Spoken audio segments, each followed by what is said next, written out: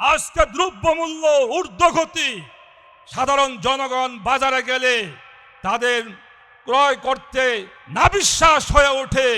তাই সরকারকে বলবো, যদি তেল গ্যাস বিদ্যুতের মূল্য বৃদ্ধি অব্যাহত থাকে, অটোমেটিক দ্রব্যমূল্যর ঊর্ধ্বগতি বেড়ে যাবে, দ্রব্যমূল্য বেড়ে যাবে, তাতে জনগণের কষ্ট হবে।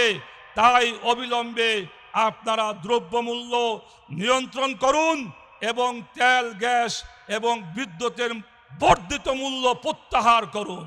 বর্তমান সরকার ক্ষমতায় আসা 3 মাস হয়নি, ইতিমধ্যেই তারা কয়েক দফায় তেলের দাম বৃদ্ধি করেছে, কয়েক দফায় গ্যাসের দাম বৃদ্ধি করে মানুষের নাগালের বাইরে নিয়ে গিয়েছে। আবার বিদ্যুতের দাম বৃদ্ধি করে দ্রব্যমূল্যের ঊর্ধ্বগতি তারা প্ল্যান করেছে।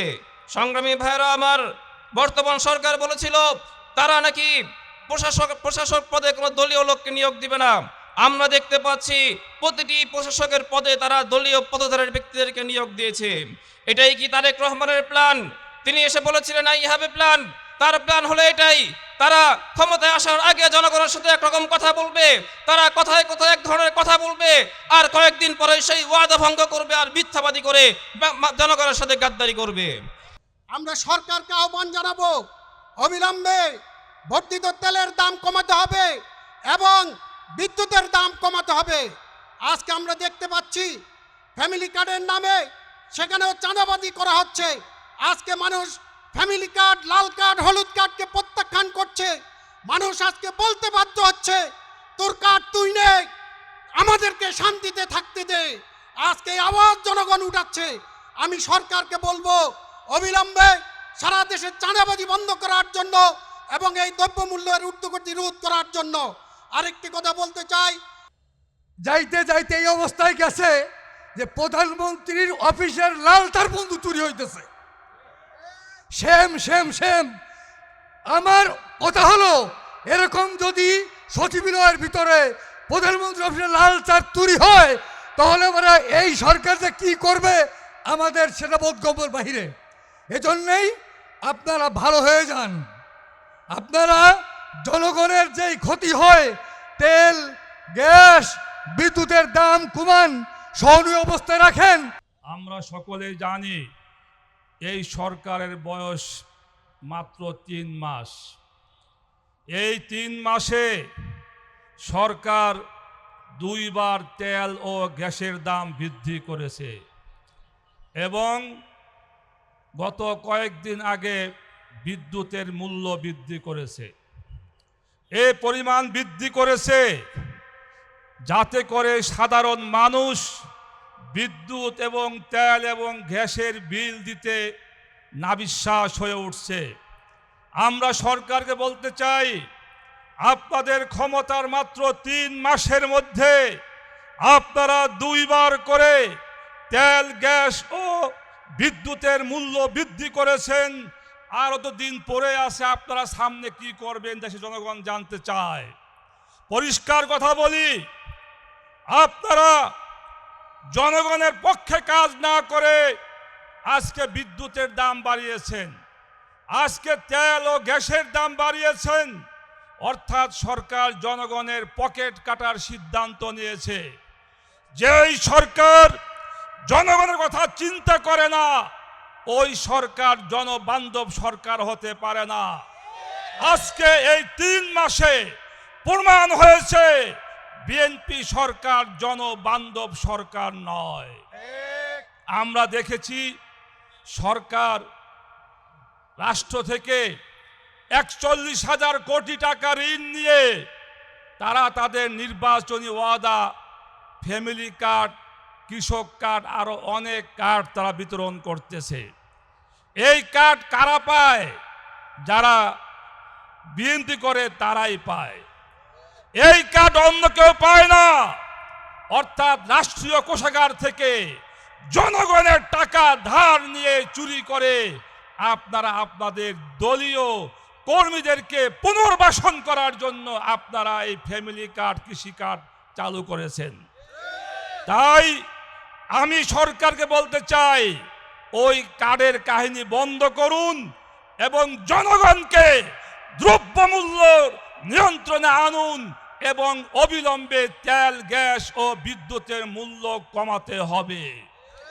যদি আপনারা তেল, গ্যাস, বিদ্যুতের মূল্য কমাতে ব্যর্থ হন, বাংলাদেশ খেলাফত মজলিস এদেশের জনগণকে নিয়ে আপনাদের বিরুদ্ধে আন্দোলন করে আমরা জনদাবি আদায় করে ছাড়ব ইনশাআল্লাহ।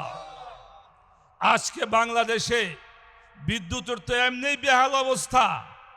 আপনারা জানেন, যদি যাদের বাড়ি গ্রামে আছে, আমি গ্রামে গিয়েছিলাম ঈদের সময়, গ্রামে 24 ঘন্টার মধ্যে 20 ঘন্টায় বিদ্যুৎ থাকে না। এরপর যদি আবার বিদ্যুতের মূল্য বাড়ানো হয়, তাহলে আমরা বলবো মরার উপর খরার গায়ে করা হচ্ছে। তাই অবিলম্বে সরকারকে বলবো তেল, গ্যাস, বিদ্যুতের দাম কমাতে হবে। আজকে দ্রব্যমূল্য ঊর্ধ্বগতি, সাধারণ জনগণ বাজারে গেলে তাদের ক্রয় করতে নাবিশ্বাস হয়ে ওঠে। তাই সরকারকে বলবো, যদি তেল, গ্যাস, বিদ্যুতের মূল্য বৃদ্ধি অব্যাহত থাকে, অটোমেটিক দ্রব্যমূল্যর ঊর্ধ্বগতি বেড়ে যাবে। দ্রব্যমূল্য বেড়ে যাবে, তাতে জনগণের কষ্ট হবে। তাই অবিলম্বে আপনারা দ্রব্যমূল্য নিয়ন্ত্রণ করুন এবং তেল, গ্যাস এবং বিদ্যুতের বর্ধিত মূল্য প্রত্যাহার করুন। প্রিয় ভাইয়েরা, আজকে বাংলাদেশে এখন বড় সমস্যা আরও একটি রয়েছে, সেটা হলো চাঁদাবাজি, দখলবাজি, সন্ত্রাসী, মানুষ খুন এবং ধর্ষণ। প্রতিদিন পত্রিকা খুললে আমরা মিডিয়াতে দেখতে পাই যে সারা দেশে শিশু থেকে শুরু করে 3 বছরের শিশুও ধর্ষণ হয় এই বাংলাদেশে। ধিক্কার লাগে, ধিক্কার জানাই আমাদের স্বরাষ্ট্রমন্ত্রী। উনি আইন শৃঙ্খলা যে অবনতি, উনি আইন শৃঙ্খলার উন্নতি করতে সম্পূর্ণ ব্যর্থ হয়েছে। এই 3 মাসে সরকারের বিরুদ্ধে আমাদের আন্দোলন করতে হবে, এটা আমরা কল্পনা করি নাই। ভেবেছিলাম আওয়ামী লীগের আমলে 15 বছর জেল খাটতে খাটতে আমরা ক্লান্ত হয়ে গিয়েছিলাম। ভাবছিলাম এই সরকার আসলে হয়তো 6 মাস আমরা রেস্ট পাবো। কিন্তু সরকারের এমন সফলতা, তাদের সরকার গঠন করার পরের থেকেই আজকে জনগণকে রাজপথে নামতে বাধ্য করা হয়েছে। প্রিয় ভাইরা, আজকে আমাদের প্রতিবেশী দেশ ভারত সরকারের সাথে আমরা কূটনৈতিক সম্পর্ক রাখতে চাই। তবে সেটা হলো আমার বাংলাদেশের স্বকীয়তা বজায় রেখে, আমার বাংলাদেশের স্বাধীনতা, স্বতন্ত্রতা বজায় রেখে আমরা সম্পর্ক রাখতে চাই। আপনারা আমাদের প্রভু, আমরা আপনাদের প্রজা, আমরা এইরকম দাবিদার হিসাবে আপনাদের সম্পর্ক রাখতে চাই না। আজকে ভারত অবৈধভাবে আমার মুসলমান ভাইদেরকে বিভিন্ন সীমান্ত এলাকায় পুশ ইন করে বাংলাদেশে পাঠাতে তারা চেষ্টা অব্যাহত রেখেছে। আমি ধন্যবাদ জানাই বিডিআর ভাইদেরকে, ধন্যবাদ জানাই বর্ডার গার্ডের ভাইদেরকে এবং সীমান্ত এলাকার বাংলাদেশের জনগণকে। আজকে বর্ডার গার্ড এবং আমাদের সীমান্ত এলাকার জনগণ রাত্র জেগে পাহারা দিয়ে তারা তাদের গজারি লাঠি দিয়ে ভারতের বিএসএফকে তারা প্রতিহত করে এবং তারা পুশ ইন ঠেকাতে তারা চেষ্টা করতেছে। কিন্তু জনগণ জেগেছে, আমাদের সরকার নতজানু পলিসি অবলম্বন করেছে। আজকে পুশ ইনের বিরুদ্ধে উচিত ছিল আমাদের সরকারের ভারতীয় দূতাবাসের অ্যাম্বাসেডরকে ডেকে এর কড়া প্রতিবাদ করা এবং পুশ ইনের বিরুদ্ধে ব্যবস্থা নেওয়া। যখন কোনো সরকার ব্যর্থ হয় তখন জনগণ তারা রাজপথে নেমে আসে। তাই আজকে সীমান্ত এলাকায় সরকার ব্যর্থ হয়েছে, আমাদের জনগণ এবং আমাদের বর্ডার গার্ডের নওজোয়ান বাহিনী তারা নিজেরাই তাদেরকে প্রতিরোধ করতে সক্ষম হয়েছে। আমি সরকারকে বলতে চাই, আপনারা ভারত সরকারের সাথে কথা বলুন, অবৈধভাবে যেন একজন মুসলমান ভাইকেও বাংলাদেশে তারা বর্ডার ক্রস করতে না পারে। প্রিয় ভাইরা, আজকে আমাদের দেশে অনেক সমস্যা রয়েছে। বিএনপি সরকার ক্ষমতায় এসেছিল, তারা বলেছিল গণভোটে হায়ের পক্ষে ভোট চেয়েছিল। তারেক রহমান সাহেব বিএনপির চেয়ারম্যান, বর্তমান প্রধানমন্ত্রী, উনিও গণভোটে হায়ের পক্ষে ভোট চেয়েছিল। ওই দিন সালাউদ্দিন সাহেব স্বরাষ্ট্রমন্ত্রী, উনি বললেন আমরা ইন্টারিম গভর্নমেন্টের আমলে গণভোট এবং যত ধরনের সংস্কার এগুলি আমরা মাত্র অভিনয় করেছি, আমরা নির্বাচনের জন্য আমরা সব কথা স্বীকার করেছি। আজকে আমি জিজ্ঞাসা করতে চাই, কথা সত্যকার? তারেক রহমান সাহেবের, যিনি গণভোটে হায়ের পক্ষে ভোট চেয়েছেন, নাকি সালাউদ্দিন সাহেবের? এর দ্বারা বোঝা যায় বিএনপি জনগণের সাথে প্রতারণা করে একটি নির্বাচনে ইঞ্জিনিয়ারিং মাধ্যমে তারা ক্ষমতা আসতে চেয়েছিল। আজকে তারা তাই করেছে। তাই আমি সরকারকে বলবো, অবিলম্বে আইন শৃঙ্খলার উন্নতি করুন এবং তেল, গ্যাস, বিদ্যুতের বর্ধিত মূল্য প্রত্যাহার করুন এবং দ্রব্যমূল্যের ঊর্ধ্বগতি কমিয়ে জনগণের ক্রয় ক্ষমতার আওতায় নিয়ে আসুন। আমি এই কথা বলে সবাইকে ধন্যবাদ জানিয়ে আমার বক্তব্য শেষ করছি। ভারতের পশ্চিমবঙ্গের বাঙালি মুসলমানদেরকে বাংলাদেশি সাজিয়ে জোরপূর্বক অন্যায়ভাবে আমাদের দেশে পুষইন করার চেষ্টা করছে, এর তীব্র প্রতিবাদ ও নিন্দা জ্ঞাপন করছি। প্রিয় উপস্থিতি, সেই সাথে আমাদের দেশের সরকারকে বলতে চাই, আমাদের দেশে ভারত থেকে আগত কতজন অবৈধভাবে এখানে বসবাস করে তাদেরকে অতি দ্রুত গ্রেফতার করে সেই দেশে পাঠিয়ে দেওয়ার জন্য আহ্বান জানাচ্ছি। প্রিয় উপস্থিতি, আমরা আজকের এই সমাবেশ থেকে আমরা বলতে চাই, তেল, গ্যাস এবং বিদ্যুতের দাম যেভাবে বৃদ্ধি করছেন, এগুলি বন্ধ না করলে আমরা বাংলাদেশ খেলাফত মজলিস সারা বাংলাদেশের জনগণকে সাথে নিয়ে রাজপথে আমরা দুর্বার আন্দোলন গড়ে তুলব ইনশাআল্লাহ। আমরা আজকের এই আন্দোলন, আমরা সবাইকে ধন্যবাদ জানিয়ে আমি আমার সংক্ষিপ্ত বক্তব্য এখানে শেষ করছি। আসসালামু আলাইকুম ওয়া রাহমাতুল্লাহ। বাংলাদেশ খেলাফত যুব মজলিস এর কেন্দ্রীয় সভাপতি মুফতি জাহিদুজ্জামান বক্তব্য নিয়ে আসছেন। মুফতি জাহিদুজ্জামান। আমরা দেখেছি নির্বাচনের পূর্বে বর্তমান সরকার বিরোধী দলকে মুনাফিক বলে গালি দিত। নির্বাচনের পরে আমরা দেখছি বর্তমান সরকারের মধ্যে এমন কোনো গুণ নেই যেগুলো মুনাফিকের চরিত্রের সাথে মিলে না। বর্তমান সরকারের মধ্যে প্রতিটি চরিত্র হলো মুনাফিকের চরিত্র। তারা নির্বাচনের পূর্বে গণভোটের পক্ষে কথা বলে তাদের 31 দফা এবং ইশতেহারের মধ্যে সংবিধান সংস্কারের ওয়াদা দিয়ে তারা যখন নির্বাচিত হওয়ার পরে প্রথম দিনই তারা সংবিধান সংস্কার পরিষদের শপথ গ্রহণ না করে তারা জাতির সাথে গাদ্দারি করেছে। সংগ্রামী ভাইয়েরা আমার, আমরা বর্তমান সরকারকে দেখি তারা কথায় কথায় মিথ্যা বলে। তাদের জ্বালানি মন্ত্রী বলেছিল আগামী 2 বছরের মধ্যে তারা নাকি আর বিদ্যুতের দাম বৃদ্ধি করবে না। এই কথার কয়েকদিন পরে আমরা দেখলাম রেকর্ড সংখ্যক পরিমাণে তারা বিদ্যুতের দাম বৃদ্ধি করেছে। বর্তমান সরকার ক্ষমতায় আসার 3 মাস হয়নি, ইতিমধ্যেই তারা কয়েক দফায় তেলের দাম বৃদ্ধি করেছে, কয়েক দফায় গ্যাসের দাম বৃদ্ধি করে মানুষের নাগালের বাইরে নিয়ে গিয়েছে। আবার বিদ্যুতের দাম বৃদ্ধি করে দ্রব্যমূল্যের ঊর্ধ্বগতি তারা প্ল্যান করেছে।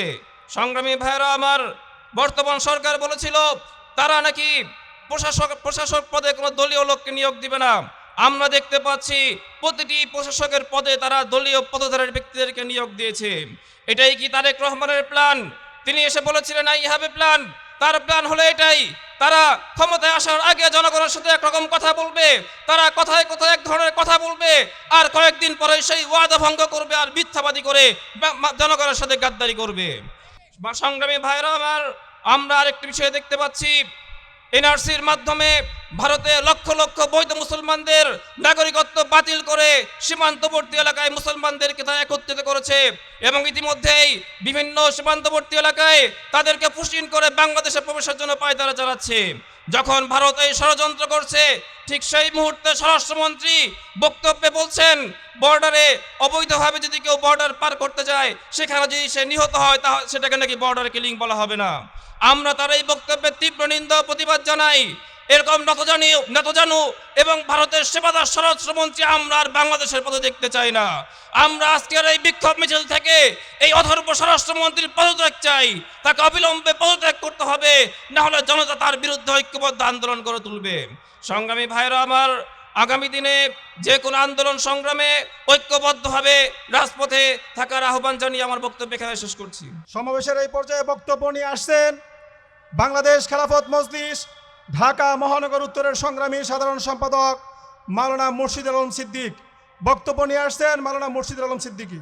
বাংলাদেশ খেলাফত মজলিস ঢাকা মহানগরীর উদ্যোগে আয়োজিত আজকের এই বিক্ষোভ মিছিল পূর্ব জামায়াতের সম্মানিত সভাপতি, উপস্থিত প্রধান অতিথি ও বাংলাদেশ খেলাফত মজলিসের কেন্দ্রীয় মহানগর বাংলাদেশের বর্তমান প্রধানমন্ত্রী জনাব তারেক রহমান 17 বছর দেশের বাইরে নির্বাসনে জীবনযাপন করার পর যখন বাংলাদেশে আসলেন, এসে জনতার উদ্দেশ্যে বলেছিলেন আই হ্যাভ এ প্ল্যান।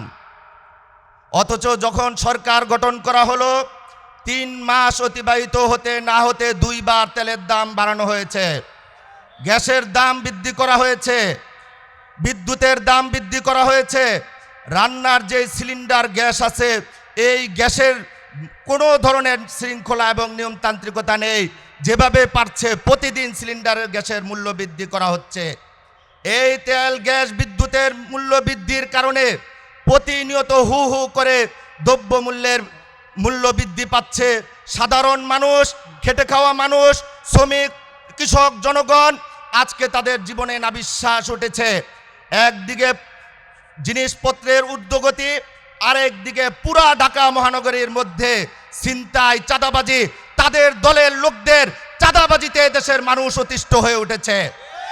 প্রধানমন্ত্রীর কার্যালয়ের মাত্র 2 কিলোমিটার পশ্চিমে মোহাম্মদপুর আদাবর, সংসদ ভবন থেকে 500 মিটার দূরত্বে যে এলাকা, এই এলাকায় দিনে দুপুরে প্রতিনিয়ত ছিনতাই এবং চাঁদাবাজির মতো ঘটনা ঘটছে। অথচ এই প্রধানমন্ত্রীর কার্যালয়ের পাশে ঢাকার একটি প্রাণকেন্দ্র, এই এলাকাকেও তারা নিরাপত্তা দিতে পারছে না। এটা সম্পূর্ণরূপে এই সরকারের ব্যর্থতা। আমরা ঢাকা মহানগরীর সর্বস্তরের জনগণের পক্ষ থেকে এই ঢাকা মহানগরীর নিরাপত্তা, শান্তি, শৃঙ্খলা প্রতিষ্ঠার জন্য যে কোনো আন্দোলন সংগ্রামের জন্য আমরা প্রস্তুত আছি। আপনারা আমাদের সাথে থাকবেন তো ইনশাআল্লাহ। ওয়া আখিরু দাওয়ানা আলহামদুলিল্লাহি রাব্বিল আলামিন। সংগ্রামী দেশবাসী, বাংলাদেশ খেলাফত মজলিস ঢাকা মহানগরী কর্তৃক আয়োজিত আজকে দেশের তেল, গ্যাস, বিদ্যুতের ঊর্ধ্বগতির প্রতিবাদে এবং সীমান্তে পুশিনের প্রতিবাদে এই প্রতিবাদ সমাবেশ এবং বিক্ষোভ মিছিল। আজকের সমাবেশ থেকে আমরা জানিয়ে দিতে চাই, সরকার জনগণের সর্ববিষয় খেয়াল রাখবে, এটা সরকারেরই দায়িত্ব। তখন সরকার হবে জনবান্ধব সরকার।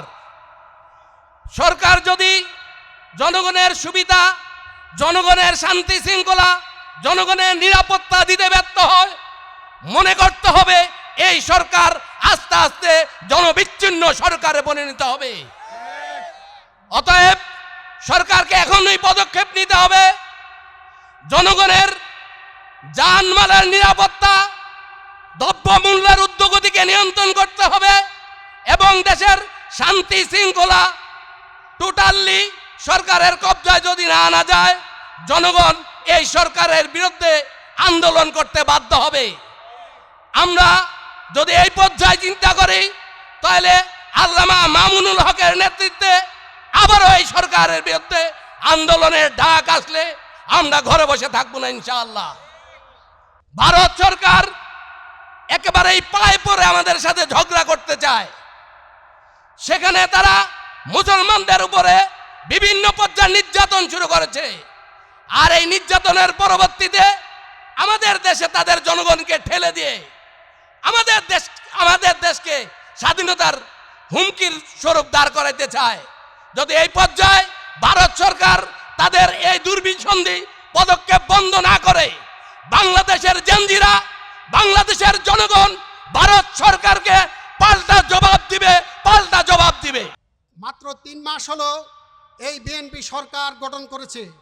আমরা দেখতে পেলাম পরপর 2 বার তেলের দাম বৃদ্ধি করেছে, এখন নতুন করে বিদ্যুতের দাম বৃদ্ধি করেছে। তেলের দাম এবং বিদ্যুতের দাম বৃদ্ধি হওয়ার কারণে আজকে দ্রব্যমূল্যের ঊর্ধ্বগতি হয়েছে, মানুষ কষ্ট পাচ্ছে। আমরা সরকারকে আহ্বান জানাবো, অবিলম্বে বর্ধিত তেলের দাম কমাতে হবে এবং বিদ্যুতের দাম কমাতে হবে। আজকে আমরা দেখতে পাচ্ছি ফ্যামিলি কার্ডের নামে সেখানেও চাঁদাবাজি করা হচ্ছে। আজকে মানুষ ফ্যামিলি কার্ড, লাল কার্ড, হলুদ কার্ডকে প্রত্যাখ্যান করছে। মানুষ আজকে বলতে বাধ্য হচ্ছে, তোর কার্ড তুই নে, আমাদেরকে শান্তিতে থাকতে দে। আজকে এই আওয়াজ জনগণ উঠাচ্ছে। আমি সরকারকে বলবো, অবিলম্বে সারা দেশে চাঁদাবাজি বন্ধ করার জন্য এবং এই দ্রব্যমূল্যের ঊর্ধ্বগতি রোধ করার জন্য।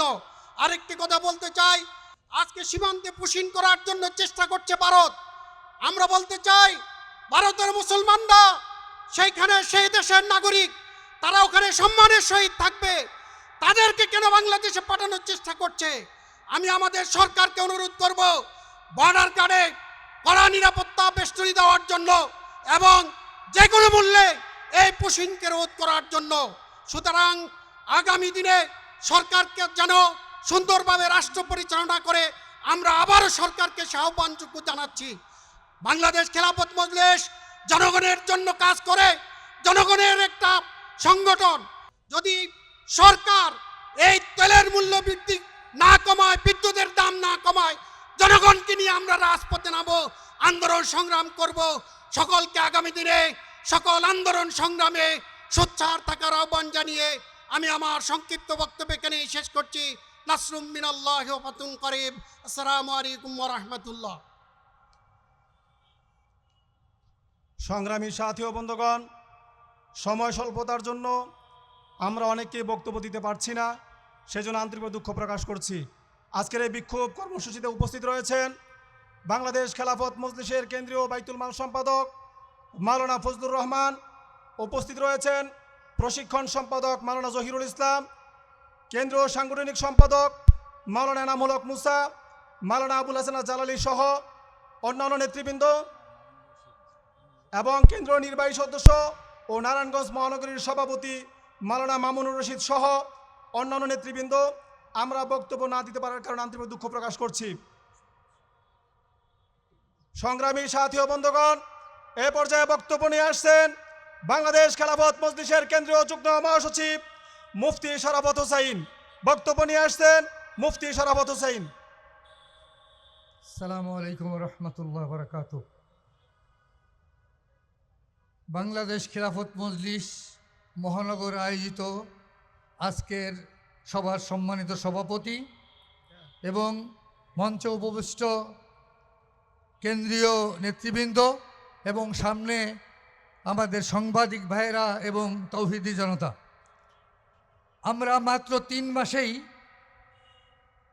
বর্তমান সরকারের সমস্ত মুনাফিকি আর তাদের যে তালবাহানা আমরা খুব ভালো করে অবলোকন করছি। যতগুলো ওয়াদা তারা করেছিল সবগুলো তারা বরখিলাপ করেছে। যাইতে যাইতে এই অবস্থায় গেছে যে প্রধানমন্ত্রীর অফিসের লাল তার বন্ধু চুরি হইতেছে। Same same same. আমার কথা হলো, এরকম যদি সচিবালয়ের ভিতরে প্রধানমন্ত্রী অফিসের লাল তার চুরি হয়, তাহলে আমরা এই সরকার যে কি করবে আমাদের সেটা বোধগম্যের বাহিরে। এজন্যই আপনারা ভালো হয়ে যান। আপনারা জনগণের যেই ক্ষতি হয়, তেল, গ্যাস, বিদ্যুতের দাম কমান, সহনীয় অবস্থায় রাখেন এবং আমাদের বর্ডারে যেই সমস্ত অন্যায়ভাবে আমাদের মুসলমান ভাইদেরকে পুশকিন করা হচ্ছে, আপনারা তীব্র প্রতিবাদ জানান।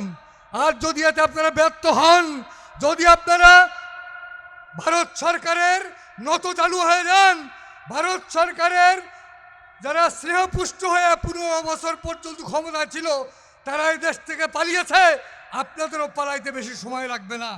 এজন্য আমরা উদাত্ত আহ্বান জানাবো, আগামী দিনে সবসময় আমরা ইনশাল্লাহ সরকারের প্রতিটা খারাপ কাজের আমরা সমালোচনা করব এবং অন্যায় আমরা প্রতিরোধ করব ইনশাল্লাহ।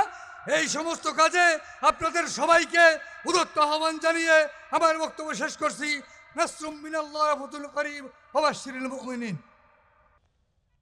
সংগ্রামী সাথী ও বন্ধুগণ, আপনারা দেখেছিলেন ঈদের আগে মিরপুরে এক দর্শনকাণ্ড এবং হত্যাকাণ্ড ঘটেছিল, রামিসা হত্যাকাণ্ড। তার বিচার সম্পূর্ণ হয়েছে, আমরা কৃতজ্ঞতা প্রকাশ করছি। কিন্তু আমরা দেখতে পাচ্ছি সারা দেশে রামিসা ছাড়াও আমার অনেক মা বোন দর্শনের শিকার হচ্ছে। তাদেরকে অনেকেই বিএনপির স্থানীয় নেতাকর্মীরা দর্শন করছে। স্থানীয় নেতাকর্মীরা দর্শন করার কারণে আমরা দেখেছি থানায় মামলা পর্যন্ত নিচ্ছে না। শিবপুরে পুটিয়া ইউনিয়নের শেরপুরে 11 বছরের এক মাদ্রাসার ছাত্রীকে স্থানীয় বিএনপি নেতাকর্মীরা গণদর্শন করেছে। আজকে সেই ভুক্তভোগী পরিবার 1 মাস যাবৎ থানায় ঘোরাঘুরি করছে। থানার ওসি বলছে মামলা নেওয়া যাবে না, স্থানীয় এমপির নিষেধ রয়েছে। আমরা তাদেরকে বলতে চাই, আমার মা বোনকে যারা দর্শন করবে তার কোনো দলীয় পরিচয় থাকতে পারে না। যদি মামলা না নেওয়া হয় আর যদি বিচার ব্যবস্থা না করা হয় তাহলে কিন্তু সারা দেশের জনগণ আন্দোলন নামতে বাধ্য হবে। সংগ্রামী সাথী ও বন্ধুগণ, এ পর্যায়ে বক্তব্য নিয়ে আসছেন বাংলাদেশ খেলাফত মজলিসের কেন্দ্রীয় নায়েব আমির, কারা নির্যাতিত মজলুম জননেতা মাওলানা কুরবান আলী কাসেমি। আলহামদুলিল্লাহ ওয়াহদা ওয়াসসালাতু ওয়াসসালামু আলা মান লা নাবিয়্যা বা'দা। উপস্থিত সংগঠনের কেন্দ্রীয় মহাসচিব এবং আরও নেতৃবৃন্দ, আমি সরকারকে বলবো দেশের চাঁদা বন্ধ করেন, চুরি বন্ধ করেন, সন্ত্রাসী কার্যকলাপ বন্ধ করেন। চুরি তো আপনার অফিস থেকে নিয়ে গিয়েছে, হয়তো আপনার কাছে চাঁদা চায় নাই, অচিরেই আপনি অপেক্ষা করেন, আপনার কাছে চাঁদাও চাবে। তো সেই জন্যই বলবো চুরি চাঁদা এগুলা বন্ধ করেন। আপনার লোকজন এই সব করতেছে, আপনি সেগুলা বন্ধ করেন। এরপরে বলবো আপনারা দেশকে রক্ষা করেন, বর্ডার রক্ষা করেন, দেশকে রক্ষা করেন, মানুষকে রক্ষা করেন। আমাদের বিজেপি ভাইদেরকে বলেন তারা যেন শক্ত হাতে দেশ রক্ষা করার জন্য তারা প্রস্তুত থাকে। এই কথা বলে আমি আমার বক্তব্য শেষ করছি। আসসালামু আলাইকুম রহমতুল্লাহ। সংগ্রামী